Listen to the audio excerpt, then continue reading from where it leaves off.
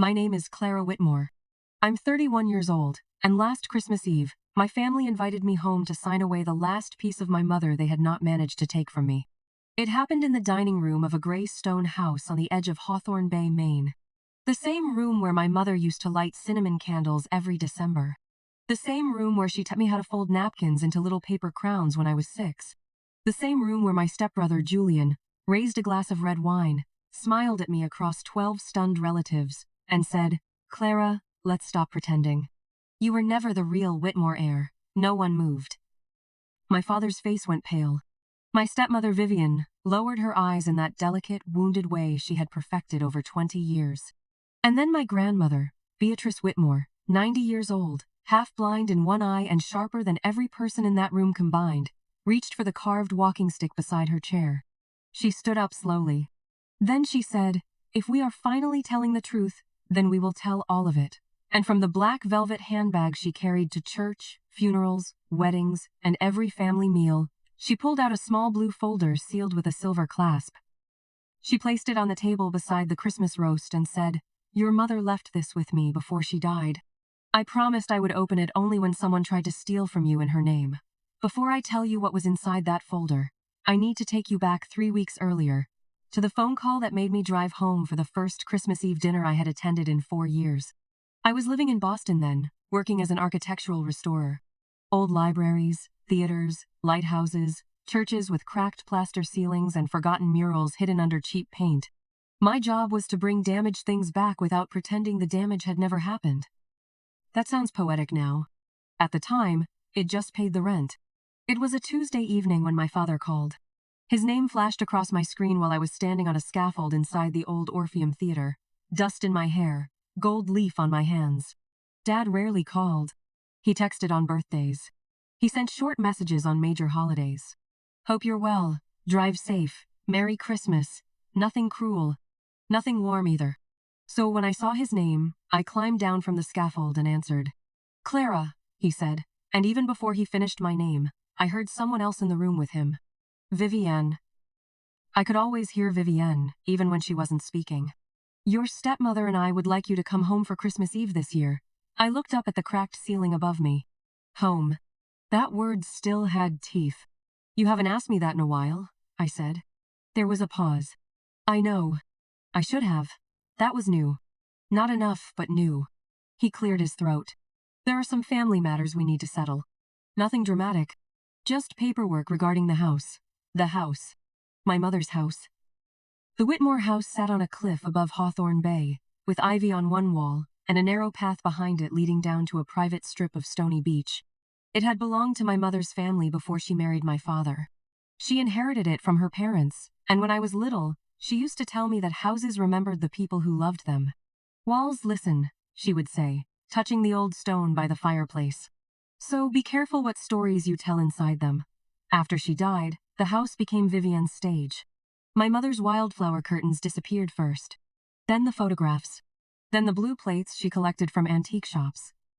The garden was flattened and replaced with white gravel and sculpted hedges. Every room became colder, neater, quieter. Like Vivienne had polished my mother out of existence. "What paperwork?" I asked. Dad breathed out slowly. "Julian is planning to take over responsibility for the property. Vivienne thinks it would be easier if everyone came together and agreed on the next steps." "Everyone?" "Your grandmother, Uncle Martin, Aunt Felicity, a few cousins. The family solicitor may stop by earlier in the day." I laughed once, not because anything was funny. "You're inviting me to Christmas dinner with a solicitor?" "It isn't like that. It sounds exactly like that." He lowered his voice. "Please come, Clara. Your grandmother asked for you." That was what made me say yes. Not him. Not the paperwork. Gran. Beatrice Whitmore was the only person in that family who never treated me like a guest who had overstayed. When I was 13 and Vivienne told me I was too sensitive for crying on my mother's birthday, Gran drove 2 hours through freezing rain to take me for tea.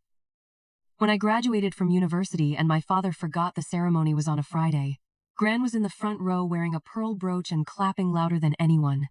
So I said yes. 3 weeks later, I drove from Boston to Hawthorne Bay under a sky the color of wet slate. The town looked exactly as I remembered it. White church steeple. Old post office. Harbor shops with Christmas garlands in the windows. The bakery where my mother used to buy lemon biscuits. The road curved toward the cliff, and there it was. Whitmore House. Gray stone. Black shutters. Ivy asleep for winter. Smoke rising from the chimney. For one foolish second, my heart lifted. Then I saw the cars. Vivienne's pearl-white Mercedes. Julian's dark Range Rover. Uncle Martin's Volvo. Aunt Felicity's green sedan. 3 cousins' cars. A black town car I didn't recognize. She had invited an audience. Vivienne opened the front door before I reached the porch. "Clara, darling," she said, arms spread wide. "Darling." She only called me darling when witnesses were present. She kissed the air beside my cheek and held my shoulders lightly, like she was welcoming a beloved daughter home instead of inspecting a crack in the wall. "You look tired," she said sweetly. "Boston works you too hard." "You look exactly the same," I said. Her smile tightened. Julian appeared behind her in the hall, holding a glass of wine though dinner had not started. He was 34, handsome in a careless, expensive way, with blonde hair swept back and the permanent expression of a man who had never had to prove he deserved a room. "Clara," he said. "You made it. I was invited." "Yes," he said, smiling. "You were." That should have warned me. The house smelled wrong. Not bad. Just wrong. No cinnamon. No pine. No roasting chestnuts the way my mother used to make them. Instead, there was white wine, perfume, and the sharp scent of lilies, even though lilies had always given my mother headaches. In the sitting room, Gran sat near the fireplace in a navy dress, her silver hair pinned low, her black velvet handbag on her lap. She reached for me before I could speak. "My girl," she whispered. I bent down and kissed her cheek. Her hand closed around mine with surprising strength. "Do not sign anything tonight," she said. My body went cold. "What?" But Vivienne's voice floated in from the dining room. "Clara, come say hello to everyone before we sit down." Gran released my hand. Her eyes held mine. "Do not sign anything." Dinner began at 7. Vivienne had arranged the table like a royal court. My father sat at one end beneath the portrait of his grandfather.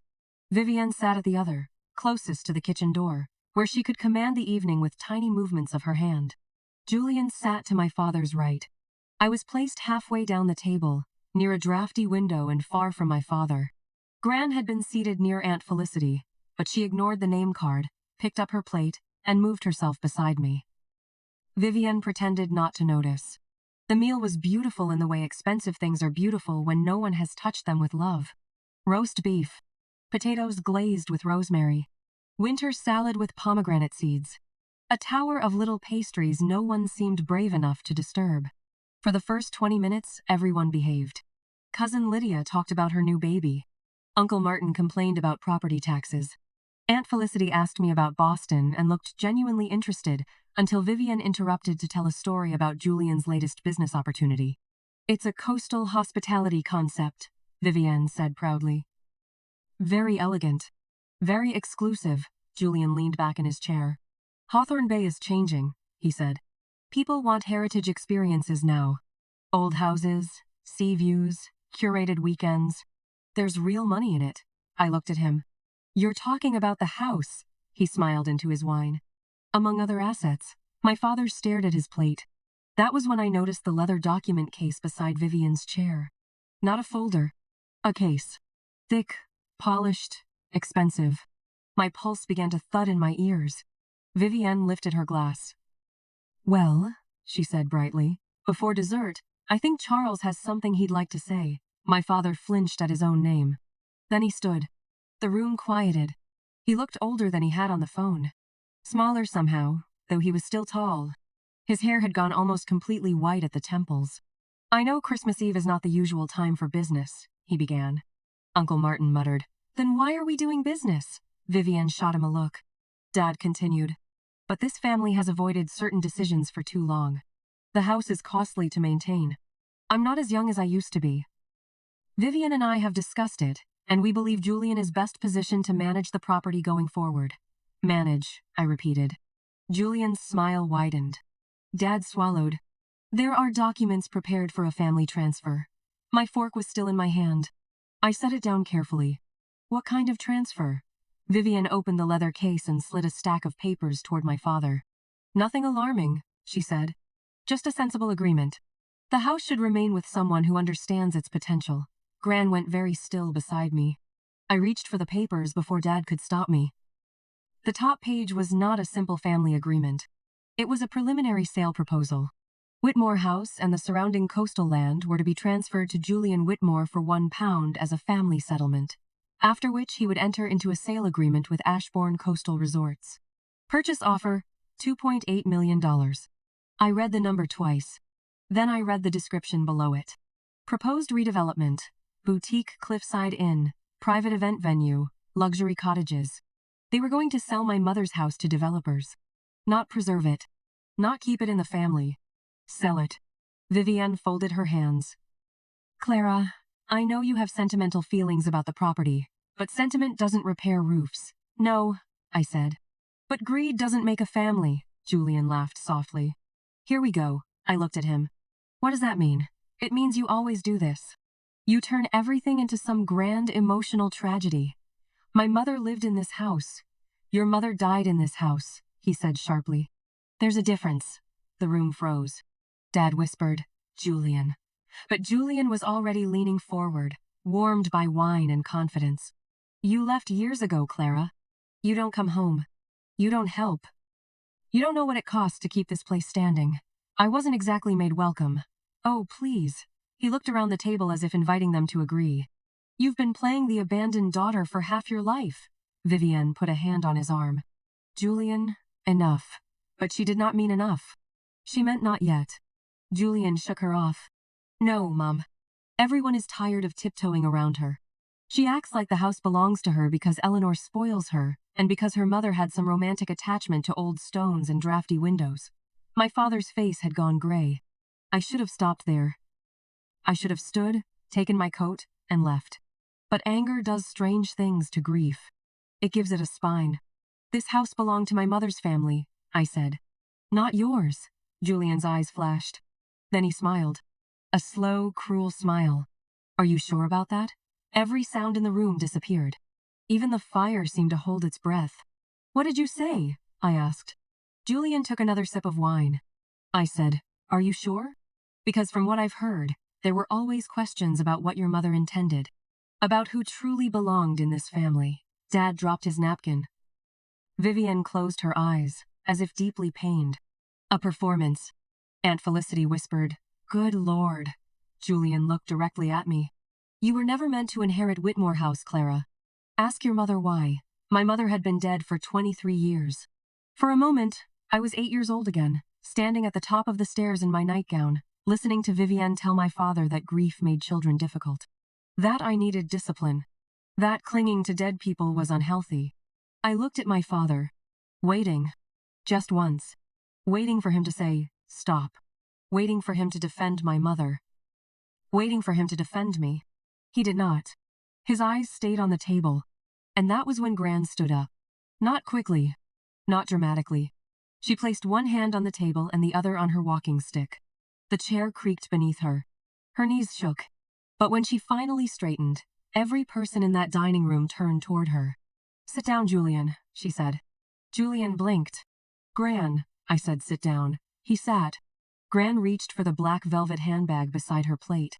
Her fingers, bent with arthritis, opened the clasp. From inside, she removed a blue folder tied with a silver cord. Vivienne's face changed. Only for a second. But I saw it. Fear. Real fear. Gran placed the folder on the table. When my daughter-in-law, Eliza, was dying, she said, she asked me to protect two things. Her child and her house. My throat closed. No one had said my mother's name at that table in years. Eliza Whitmore. Hearing it aloud felt like a match struck in a sealed room. Vivienne said softly, Beatrice, this is not the time. Gran looked at her. My dear, you have had 23 years of time. The room went silent again. Gran untied the silver cord. The first thing in this folder, she said, is Eliza's final letter. She unfolded a sheet of cream paper. I recognized my mother's handwriting before I could breathe. Slanted. Elegant. Slightly rushed. Gran did not hand it to me yet.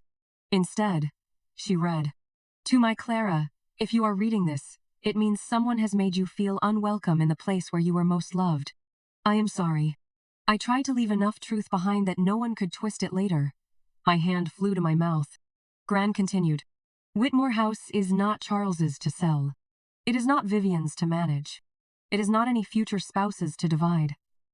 It belongs, by trust, to Clara, when she turns 30. Vivienne stood so fast her chair struck the wall. That letter is private. Gran did not look at her. It was private. Until your son used my dead daughter-in-law as a weapon. Uncle Martin leaned forward. What trust? Gran removed the next document. This trust, she said. The paper was thick, official, stamped, notarized, and old enough that the edges had softened. Eliza established the Whitmore House Preservation Trust 6 months before her death. I was named trustee until Clara turned 30. Charles was granted the right to live in the house during Clara's minority, and for as long as Clara permitted after she came of age. I stared at her. What? Gran's voice softened. You are supposed to receive the documents on your 30th birthday. I sent notice to your father. My father closed his eyes. Vivienne said, Charles thought it would distress Clara. Gran turned to her. No. You thought it would empower her. The words landed like a slap. Aunt Felicity reached for the document. Beatrice, may I? Gran passed it down. Felicity had been a family court judge before retirement. Her glasses slid low on her nose as she read. After a moment, she looked up. This is valid. Vivienne's mouth tightened. It's old. Felicity's voice became cold. Old does not mean invalid. Julian pushed away from the table. This is ridiculous. Dad has paid for the house for years. Gran looked at him. Charles paid utilities. Some repairs. Taxes, occasionally, though Eliza's investment account covered most of those until Vivienne moved the payments into the household account and began calling them burdens. Vivienne said. That is not true. Gran removed another stack of papers. Bank statements. Uncle Martin actually laughed once. Not with humor. With disbelief. Beatrice came prepared. Gran's eyes did not leave Vivienne. I have been prepared since 2003. My father spoke then, barely above a whisper. Mother. Gran turned to him, and for the first time that evening, I saw pain crack through her composure. Charles, I loved you enough to hope you would become brave without being forced. He looked down. You did not. The fire snapped in the hearth.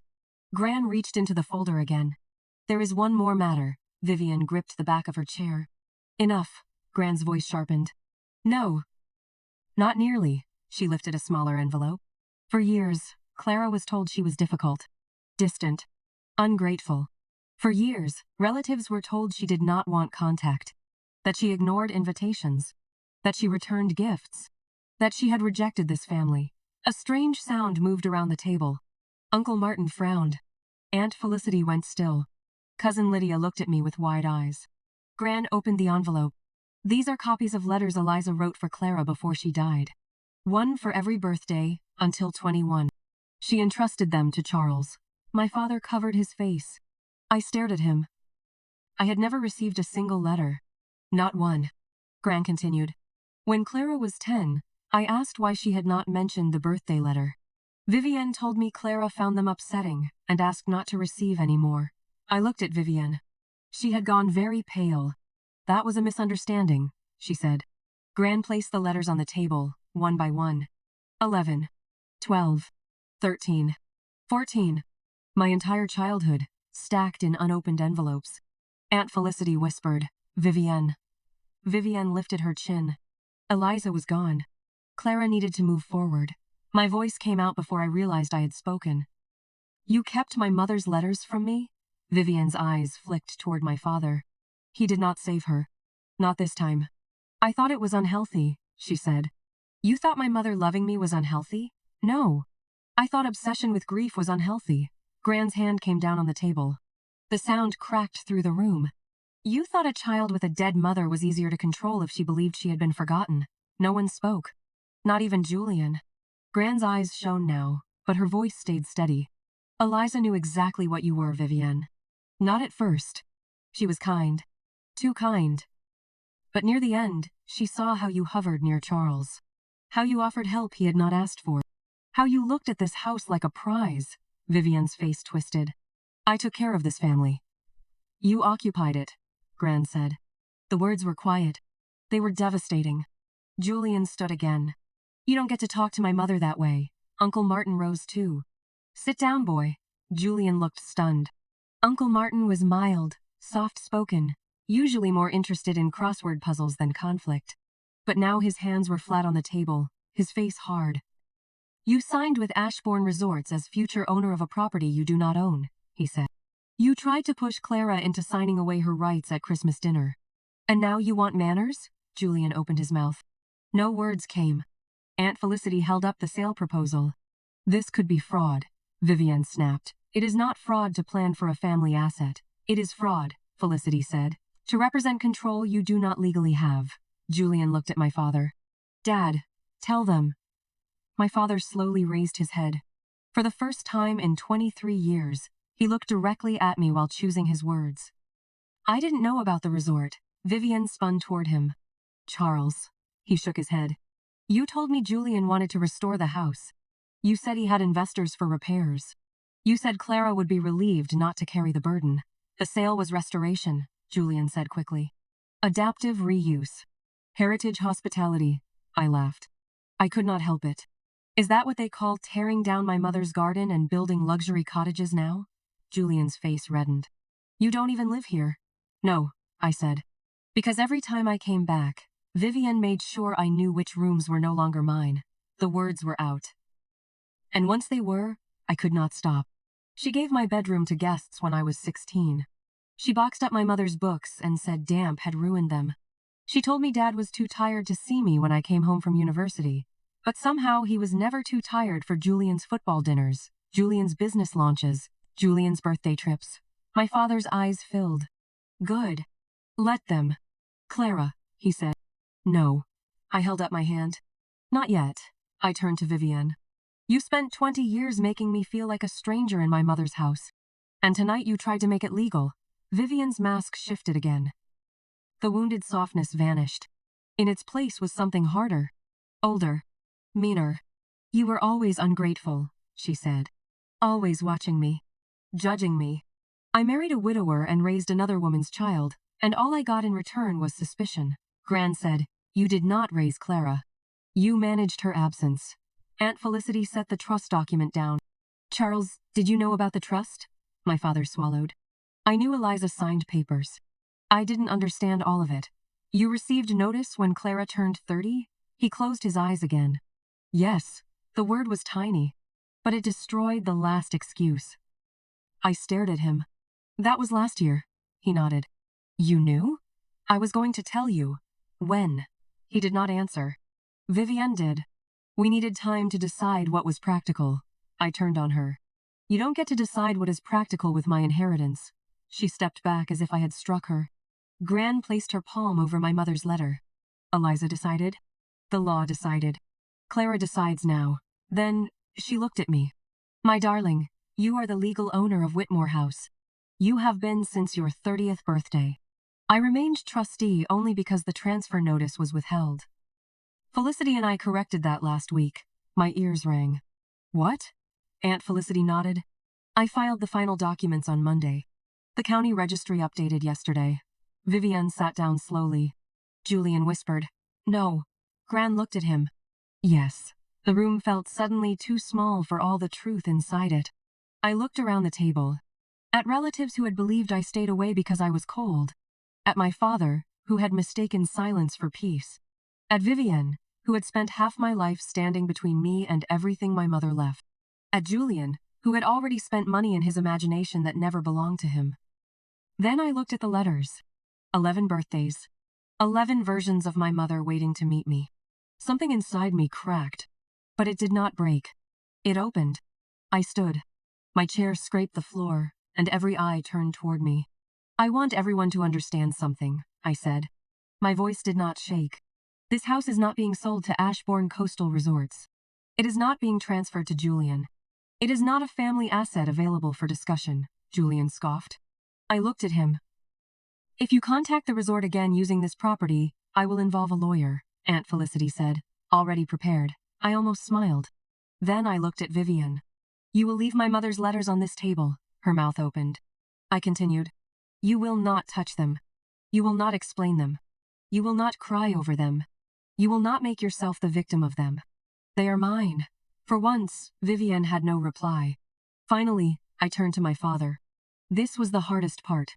Harder than Julian. Harder than Vivienne. Because some part of me, even then, still wanted him to stand up and become the man my childhood had needed. You let this happen, I said. He nodded, tears slipping down his face. I did. 3 words. Too late. Still true. I don't know what you and I are after tonight, I said. But I know what we are not. We are not fixed because you feel guilty. We are not close because the truth embarrassed you. If you want to know me, you start from the beginning. And you do the work yourself, he whispered. I will. I hope so. Then I gathered the letters in my arms, took my mother's final letter from Gran, and walked out of the dining room. No one stopped me. In the hallway, I paused at the narrow staircase. The banister still had a tiny notch near the 3rd post. I made it when I was 7, dragging a wooden toy horse upstairs after my mother told me not to. Vivienne had tried to have it sanded out, but old oak keeps memory better than people do.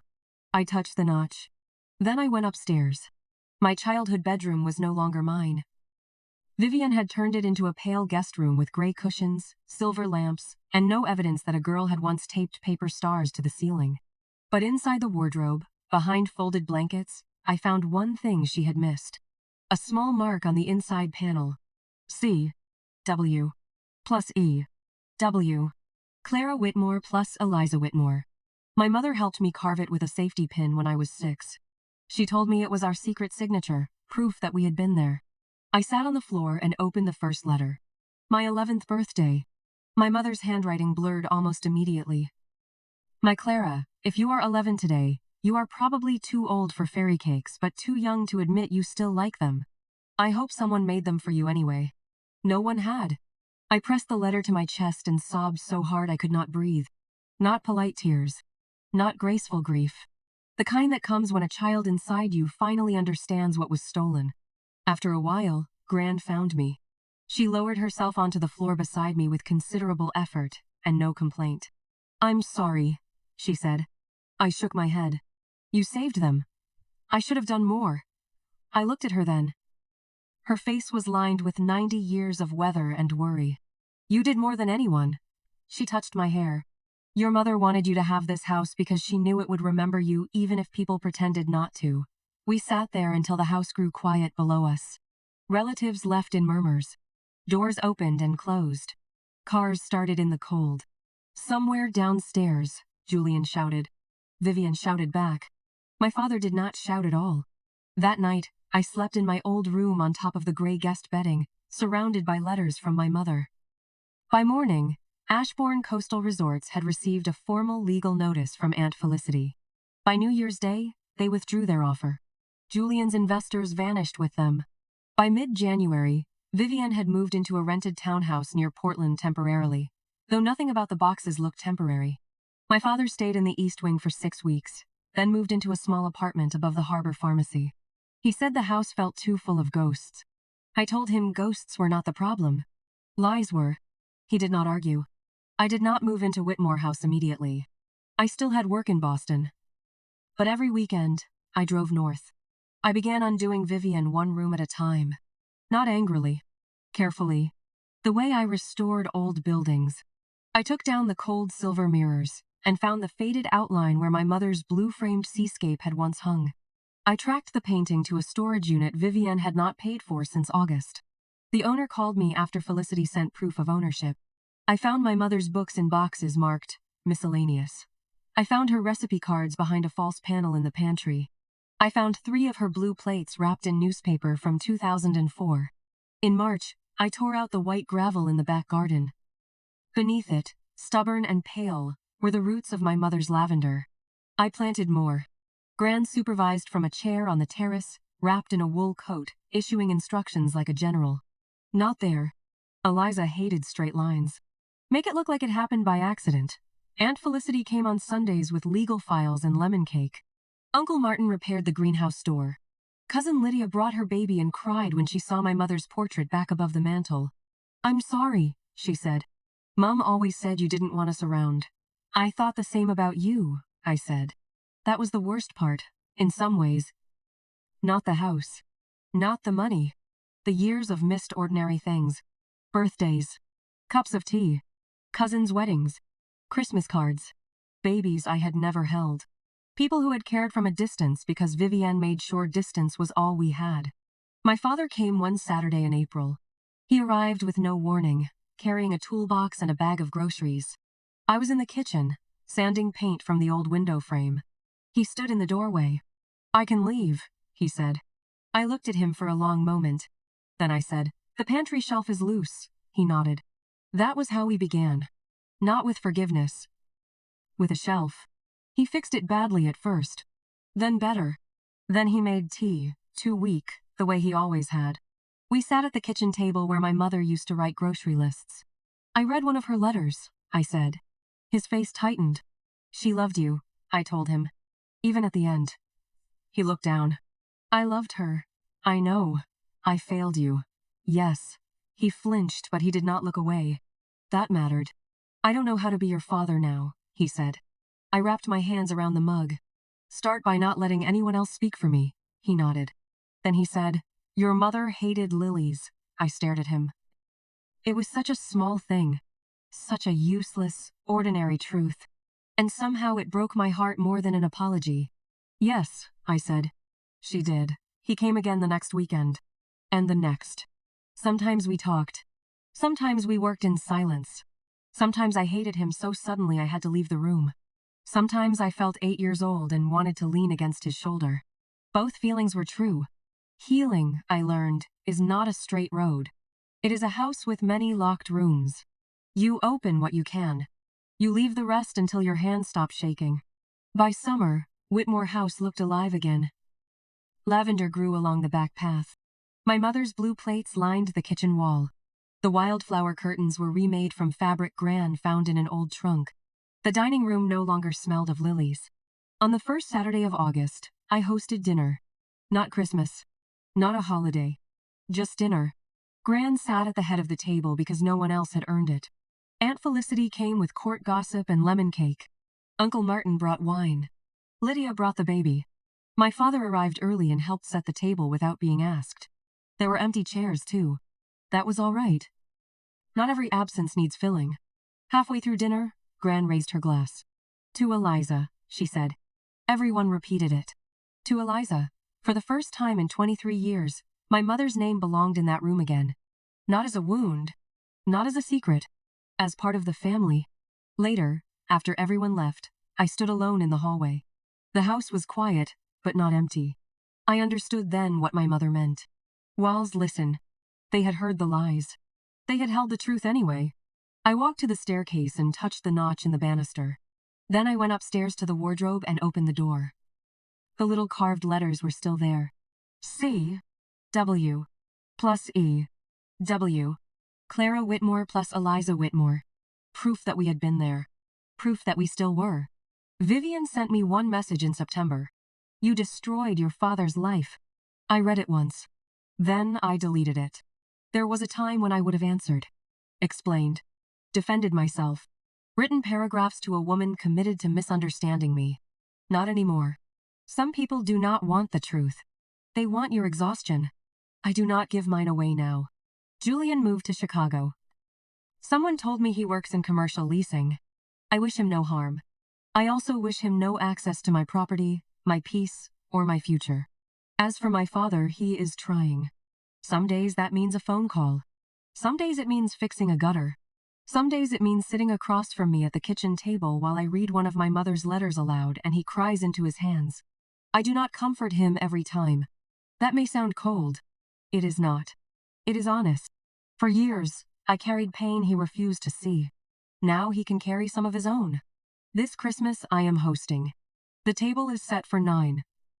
Gran, Felicity, Martin, Lydia, and her family, Dad, and me. There will be roast beef because Gran insists turkey is a dry American mistake. There will be lemon biscuits from the bakery in town. There will be cinnamon candles in every room. There will be no lilies.